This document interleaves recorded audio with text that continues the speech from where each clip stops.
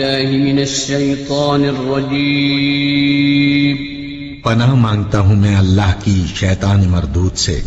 بسم الله الرحمن الرحيم شروع اللہ کا نام لے کر جو بڑا مہربان نہایت رحم والا ہے۔ ان اللہ کان علی کل شیء شہیدا، یقیناً اللہ تعالی ہر چیز پر گواہ ہے۔ اب آئی ہے وہ آیت اصل میں کانٹے دار آیت جو ہے، جو عورتوں کے حلق سے بہت مشکل سے اترتی ہے، کانٹا بن کر اٹک جاتی ہے۔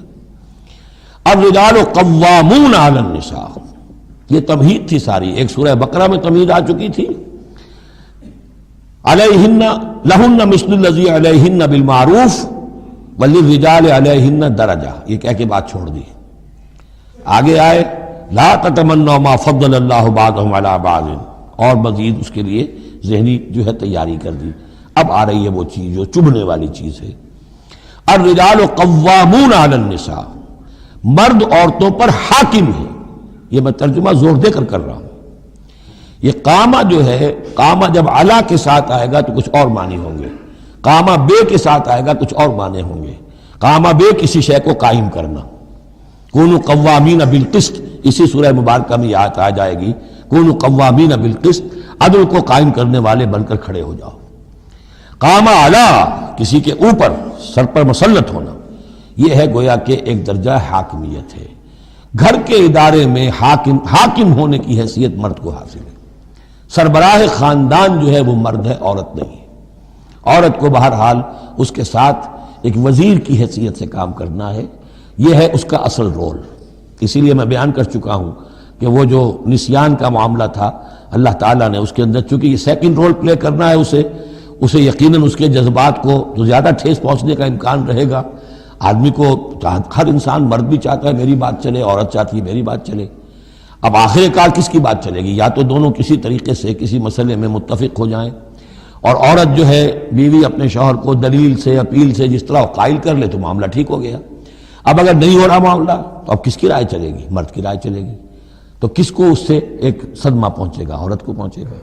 لیکن اس صدمے کا ہی جو ہے انفلوئنس، اس کو کم کرنے کے لیے سیفٹی والو، نسیان کا مادہ اللہ تعالیٰ نے عورت میں زیادہ رکھ دیا۔ اسی لیے پھر اس قانون شہادت کے اندر ایک مرد کی جگہ 2 عورتوں کو وہاں پر اس کا نصاب رکھا گیا۔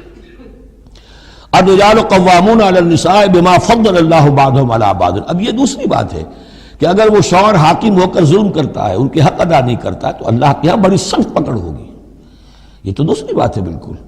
لیکن یہ کہ جو قانون ہے اسلام کا وہ یہی ہے کہ یہ اختیار دیا گیا، اب آپ اس اختیار کا غلط استعمال کر رہے ہیں، آپ اس کو ظلم کا ذریعہ بنا رہے ہیں، تو اس کی سزا اللہ تعالیٰ کے ہاں آپ کو مل جائے گی۔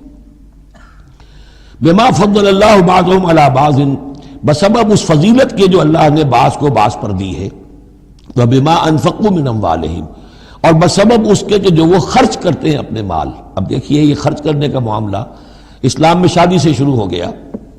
شادی مرد کی بھی ضرورت ہے، عورت کی بھی ضرورت ہے، لیکن مرد مہر دیتا ہے، عورت مہر وصول کرتی ہے۔ تو جو خرچ کرنے والا ہے اب اس کی ایک حیثیت دوسری ہو گئی۔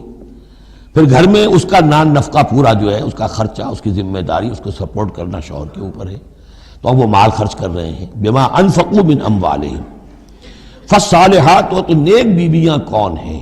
جو کہ ایک یوں سمجھیے قرآن کے نزدیک ایک عورت کا جو اچھا کردار ہونا چاہیے، ایک خاتون خانہ کی جو بہترین روش ہونی چاہیے، وہ یہاں 3 الفاظ میں آئی ہے۔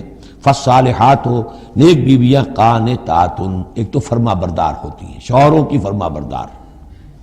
حافظات للغیب، غیب میں حفاظت کرنے والیاں، یعنی ظاہر بات ہے کہ مال ہے کسی کا تو گھر میں ہے، وہ تو کام پہ چلا گیا ہے، اب وہ کس کی حفاظت میں ہے؟ بیوی کی حفاظت میں ہے۔ اسی طرح اب بیوی کی جو عصمت ہے وہ در حقیقت مرد کی عزت ہے، اب وہ اس کی عزت کی حفاظت کرے اس کی غیر موجودگی میں۔ اسی طرح مرد کے راز ہوتے ہیں، سب سے زیادہ بڑھ کر جو ہے رازدان وہ تو بیوی ہوتی ہے۔ تو 3 اعتبارات سے حافظات للغیب، حافظات للغیب، غیب میں حفاظت کرنے والیاں شوہر کے مال کی، شوہر کے رازوں کی، اور شوہر کی عزت کی۔ بما حفظ اللہ، اللہ کی حفاظت سے، حفاظت ہے تو اللہ کی، لیکن جیسے رازق اللہ ہے لیکن کام تو انسان کو کرنا پڑتا ہے، رزق کمانا پڑتا ہے۔ واللاتی تخافون نشوزہن، اور وہ خواتین کے جن کے بارے میں تمہیں اندیشہ ہو جائے ان کے اندر سرکشی کا، ضد ہے، ہٹ دھرمی ہے، بات نہیں مان رہی ہیں، اپنی بات منوانی ہے، کسی نہ کسی طریقے سے گھر کی فضا خراب کی ہوئی ہے، یہ ہے نشوز۔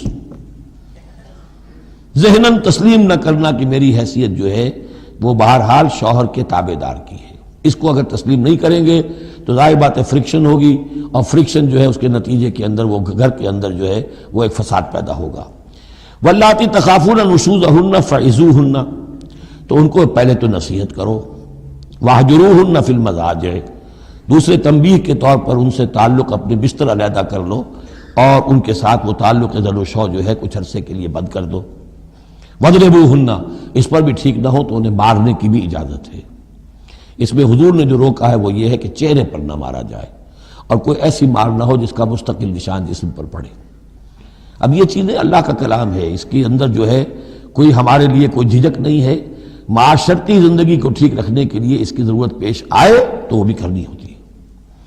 فَإِنْ أَطَعْنَكُمْ، پھر اگر وہ تمہاری اطاعت کریں، فَلَا تَبْغُوا عَلَيْهِنَّ سَبِيلًا، تو اب ان پر خام خواہ کی زیادتی کرنا، پچھلے غصے نکالنا، بار بار جو ہے وہ اپنے غصے کا اظہار کرنا، یہ بھی ٹھیک نہیں ہے۔ ان اللہ کان علیٰ کبیرہ، یقیناً اللہ تعالیٰ بہت بلند ہے، بہت بڑا ہے۔